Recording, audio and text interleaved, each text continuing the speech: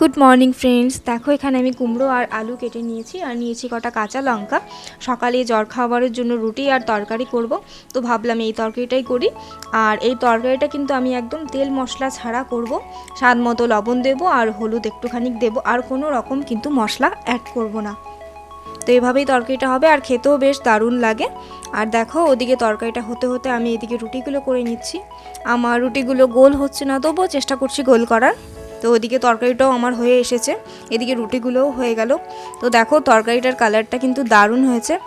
আর এই তরকারিটার আমি কি নাম দেবো বুঝতে পারছি না, তো আমি এই তরকারিটার নাম দিয়েছি কুমড়ো পটাশ। এটা আমি সর্ষা ফোড়ন দিয়ে করলাম, তোমরাও করে দেখতে পারো, আশা করি ভালো লাগবে।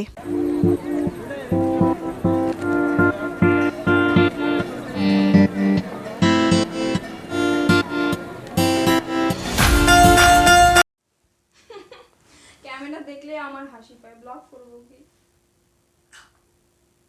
উজালা নচিয়া 1 2 3।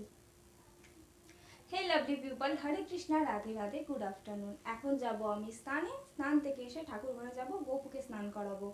গোপুকে প্রতিদিন সকালেই স্নান করানো হয়, তবে আজকে একটু গরম তাই ভাবলাম একটু দুপুরের দিকে স্নান করাই। আর আজকে সকালে ঘুম থেকে উঠে প্রথমে গেছিলাম গোপুর কাছে, গোপুকে ঘুম থেকে তুললাম, ওর বাসি জামা কাপড় চেঞ্জ করালাম, তারপর মঙ্গল আরতি করে ওকে খেতে দিয়েছি।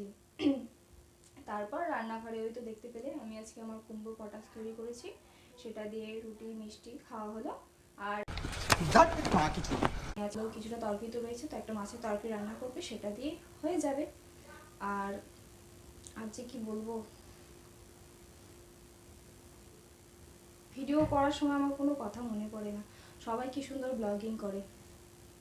তো এখন চলে যাব স্নানে, আর স্নান থেকে এসে তোমাদের সাথে আবার কথা বলবো। ও হ্যাঁ, কালকে আমার ট্রাইপডটা ভেঙে গেছে, তো আমি ভালোভাবে ভিডিও করতে পারছি না। এমনিতে তো ভিডিও করতে পারি না, এবার আরও সব দুর্দশা আমার কপালেই।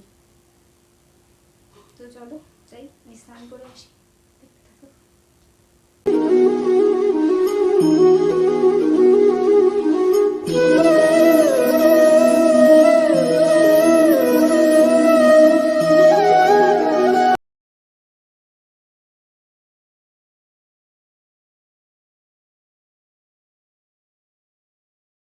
সো বন্ধুরা, স্নান কমপ্লিট, গোপুকেও খেতে দিয়ে দিয়েছে, এবার আমরাও খেতে বসে পড়বো, ভীষণ খিদে পেয়েছে। আর আজকের ভিডিওটা আর বেশি বড় করছি না, এইটুকুই রাখছি। যদি তোমাদের আজকে ভিডিওটি ভালো লেগে থাকে অবশ্যই অবশ্যই লাইক করবে, শেয়ার করবে, কমেন্ট করবে অ্যান্ড সাবস্ক্রাইব করে পাশে থাকবে। রাধে রাধে।